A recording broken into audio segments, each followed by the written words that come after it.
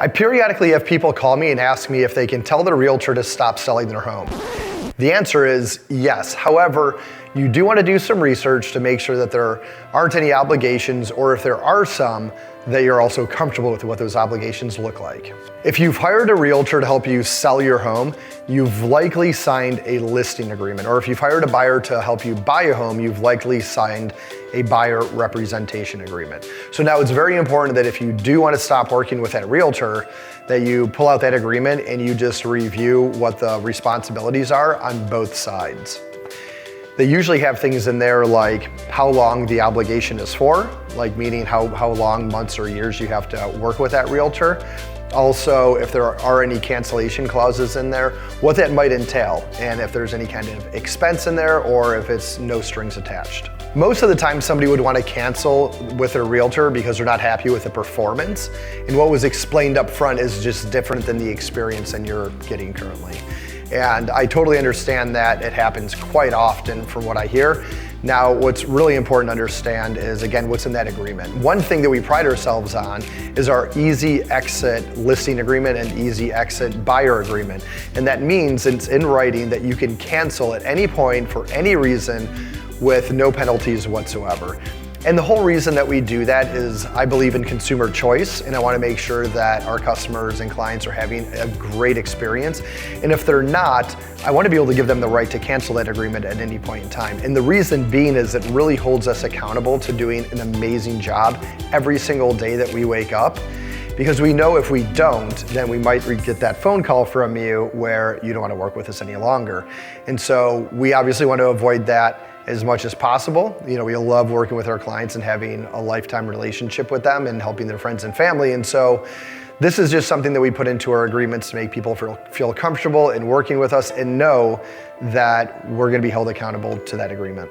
So if you want to pursue talking to your realtor about what's in your agreement, I think the first thing to do is just open communication is always preferred. I would just call them and discuss what's going on, what's on your mind, and just see if there's any kind of resolution or maybe misunderstandings that can be fixed. The second thing is just check that agreement and communicate openly about what a termination might look like, if there's any fees involved or any penalties or anything like that. I think the most important thing is just work towards a mutual agreement. You know, going back to step one, open communication, I would just call them and explain to them what's on your mind and what's going on.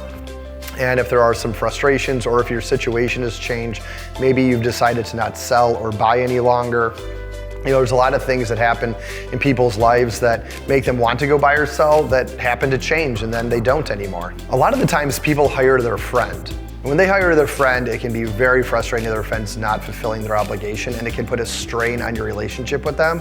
So sometimes when you make that phone call to your friend that's a realtor, they can be very relieved that they no longer have this obligation to you either, because they know that they're falling short if you have frustrations, and they don't want to get that in the way of their friendship. And so sometimes they prefer it to no longer work together for the sake of the friendship, of course. Usually a mutual agreement can come together because reputation is everything. And so if the realtor feels like their reputation might be tarnished, if they try to hold you to some agreement that you don't like, they'll probably let you just to avoid that tarnished reputation. Lastly, just make sure you put everything in writing.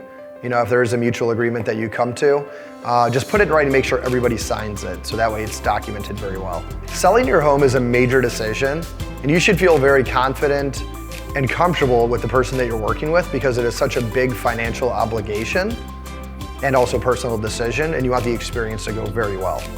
So if you have any uncertainty of, you know, a past experience that you've had and you might want to work with somebody else instead of somebody you've already worked with, or if you're currently working with somebody that you're not happy with, you know, some of these steps might help you go in the right direction.